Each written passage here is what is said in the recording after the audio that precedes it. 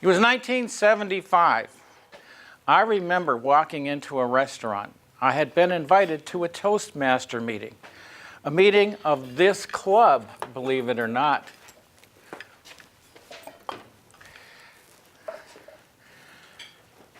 And I was asked to do table topics.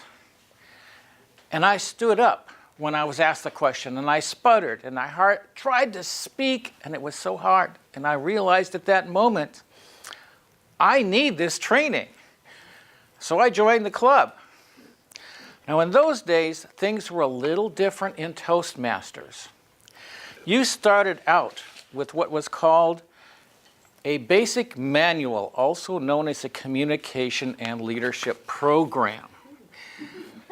Now, the cover was lost over the years, but all 15 speeches with evaluations are in this manual.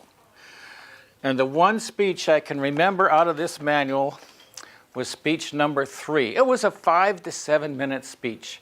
And I spoke about the Bermuda Triangle. Well, the timer that day was a man named Bob Frazier. He was a real nice guy. So my speech went on past 7 minutes, longer and longer. Finally, at 14 minutes, I was clapped down. And I'll never forget that speech, and the club members didn't forget either, because every time they retold that story, that speech got a little longer. It went to 17 minutes, 20 minutes, and finally ended at 30 minutes. It was like a fish story about the one that got away, very similar. But I stayed in the club, and I worked on it, and I learned to be on time. And I finished each of those 15 assignments and earned my CTM. What is a CTM, you ask? In those days, if you finished that first manual, you were a competent Toastmasters. So I was ready to move on. But before finishing that manual, I had started to hold club offices, culminating in 1980-81 with the office of president. I loved it. I absolutely loved it. It was the first time I'd ever held a president's office for anything. And I think it's one experience everybody should do at least once in life. It was great. Maybe it was too great, because as I was ready to start the advanced communication and leadership program, another member of the club, a senior member named Eurus Cursilis, advised me to run for area governor. In those days, they used to have advisory elections for area governor. Did I run unopposed? No way, no way. There was a woman from another club who was running against me. So we campaigned. It was a Toastmaster campaign, very friendly. We each gave speeches at a dinner one night where they voted, and she won. I thought to myself, great, my leadership experience is over. It's finally done. No way. Eurus had been a past district governor, and he convinced the present district governor, a guy named Ralph McKenzie, appoint this guy. You see, even in those days, they had something known as realignment, and they created new areas. And so I was appointed an area governor.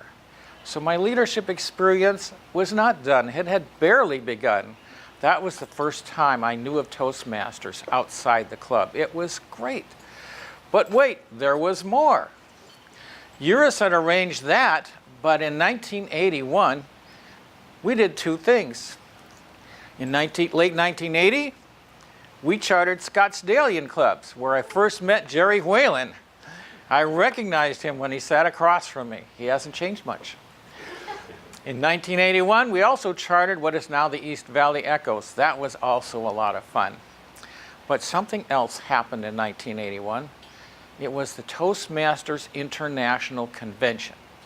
Eurus was the facilities chair, and he had to recruit a group of helpers. And guess who he pointed his finger at? Yes, it was me. It was me. So I agreed to help. I was part of a great crew, but we couldn't just help. We had to wear a uniform. What do you ask was that uniform? Well, first of all, it was a vest, very much like this, only different. On the back, it said Gold Rush. And we each had a hat. And we each had a bowler tie. Try looking for a Toastmaster bowler tie now. You won't find it unless you go on eBay. We had a great time. It was a great convention, but the one thing I remember about that was the President's Dinner Dance. Now, this is one like you've never seen before, never will see again. Every international convention has a President's Dinner Dance. At that dinner dance, we had a country western band. This was a very unusual band. The band came from the prison down in Florence. It was prison inmates because we had a club down there called Desert Orators. And the prisoners were so happy to be there and play the music. They had fun. They were able to eat food, which was great. And of course, there were armed guards there.